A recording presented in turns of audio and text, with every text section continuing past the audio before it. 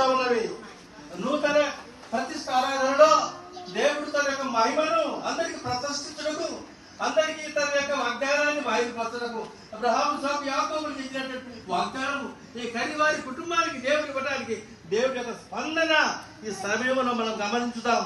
ఒకవేళ మనం చూడకపోవచ్చు, కానీ దేవుడి స్పందన అన్నది ఎక్కడైతే ఇద్దరు కలిసి నా నామమును జ్ఞాపకం చేసుకుంటారో ఆ స్థలంలో ఉంటాను అని వాగ్దానం ఇచ్చిన సత్యవంతుడైన దేవుడు ఆయన వాగ్దానాన్ని మర్చిపోయేవాడు కాడు. కానీ ఈ సమయంలో మనం గుర్తించవచ్చు ఏంటంటే మనం ఏ స్టేజీలో ఉన్నామో, ఎక్కడున్నామో, ఏ ఊహలు, ఏ తలుపులు, ఏ కోరికలతో ఉన్నామో ఒకసారి గమనించుదాం.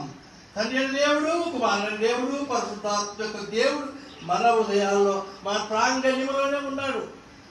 మనం ఏదో ఆలోచన చేసుకోవడం కాదు, కానీ ఈ కనివారి గృహాన్ని, ఒక గృహానికి ఎంతో మంది జనాలు వచ్చి జరగబోయేటువంటి ఈ సన్నివేశాన్ని గమనించుటకు, దేవునికి ఆశీర్వాదాలు పొందుటకు పరలోకపు తండ్రి ఈ సమయంలో ఒక నూతన గృహ ప్రవేశ ద్వారాన్ని దాన్ని రేపు కట్ చేస్తూ లోన ఒక పాట పాడటం, 2 వాక్య ప్రణాళికలు చదివించటం, ఇదంతా కూడా దైవ కార్యక్రమం. దాని ప్రాసెస్ ఉన్నది.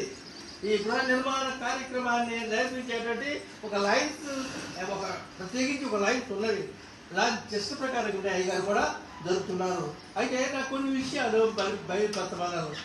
దేవుని యొక్క వాక్యాన్ని బైబిల్ చదివితే దాని ప్రకారం నేను చెప్పాలి. కానీ ఈ నా ఉద్దేశం ఎలాగుందంటే, నేనేదో సిద్ధపడతామంట కదా, ఆ సిద్ధపడటానికి అయ్యగారికి దానికి లెసన్కి సంబంధం లేకపోవచ్చు.